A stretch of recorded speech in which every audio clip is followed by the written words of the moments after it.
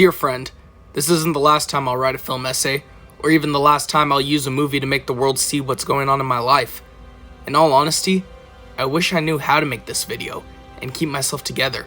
But this movie, this expression, this art, it just reminds me too much of my own life. This is a hard one, and so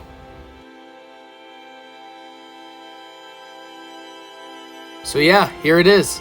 I've been going through a very bad depression lately, and as I'm crying about letters and presents that I gave back and the things I said in anger, it stares at me in my YouTube feed. The Perks of Being a Wallflower. The Perks of Being a Wallflower is a great movie. It has sincere writing that tackles tragically human themes, and even has actors like Logan Lerman and Emma Watson, post Percy Jackson and Harry Potter. Perks also features Ezra Miller, and we all know how I feel about that.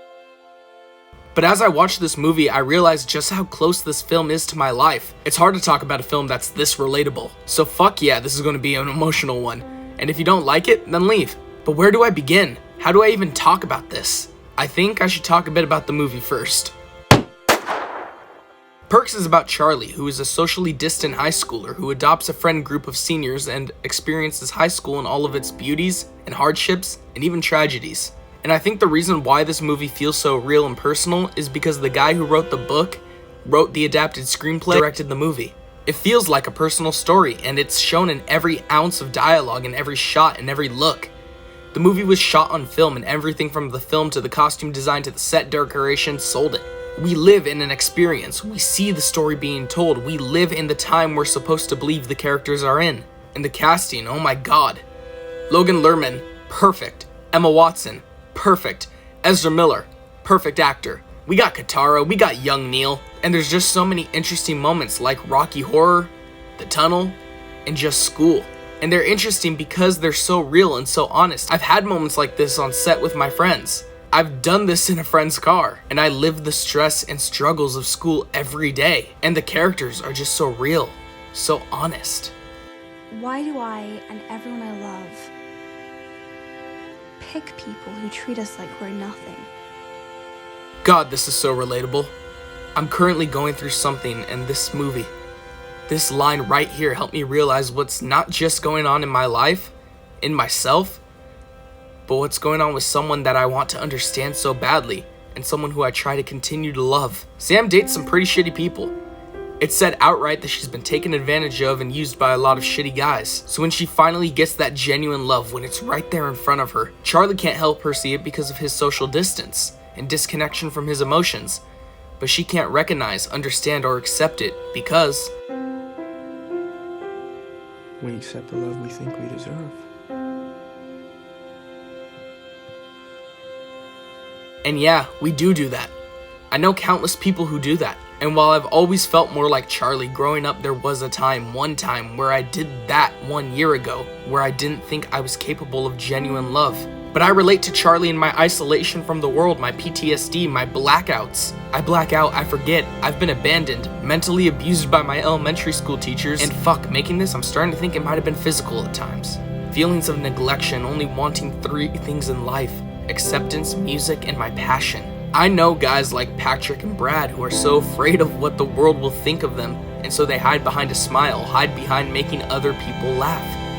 Because they live in a world where nobody will understand. My own sister is like Candace. We don't talk much, we don't have similar experiences to relate to each other, and there's not much about my life that she knows. But when I'm at my lowest, and when I'm having breakdowns, she still tries to understand. I killed Aunt Helen, didn't I?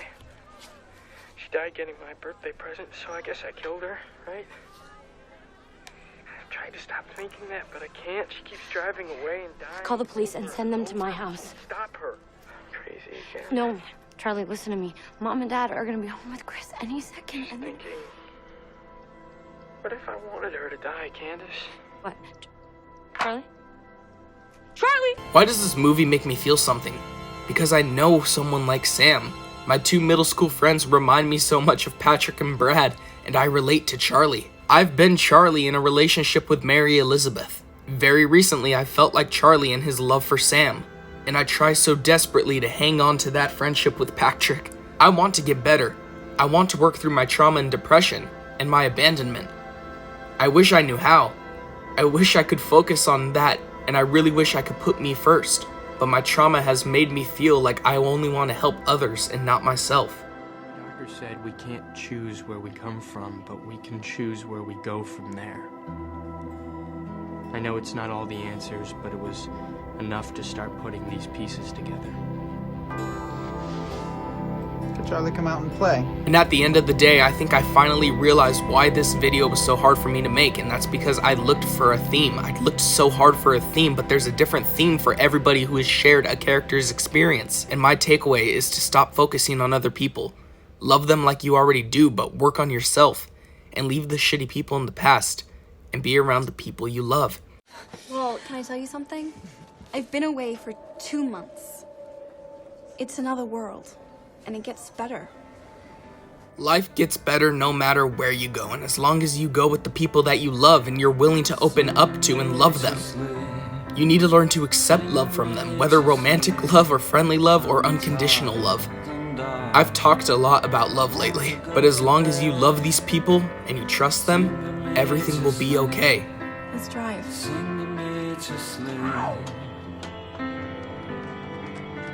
I barely have time to make videos anymore because I'm trying to work on myself but also participate. So if this ends up being the last Muggyhead video, I want you to know that I was in the worst place ever before my junior year. And you, and especially all of you helped me. Even if you guys didn't know what I was talking about, I know most of the people I refer to in this video, and some of the people who may be watching this video have gone through it. You guys have all made me not feel alone, and I know one of you is gonna forget what it was like to be 16 when you turned 17, and I know this video is just gonna be another YouTube video someday, and our videos and short films will become time capsules and memories, and I hope one day, one of you could be someone's mom, and maybe I'll finally be brave enough to become a dad. My worst fear, other than being abandoned. But right now, I'm living in these videos, these stories, and they are my life. And I am here, and every day I look at him and I cry, and I look at them and I smile, and I look at her, and she's so beautiful, and lost. But right now, I see my life clearer than I ever have before, and I see my highs and lows, but I see the people who stuck around. And in this moment, as I write this script, and as I probably finish editing the final edit, I feel infinite. There is a better world. I must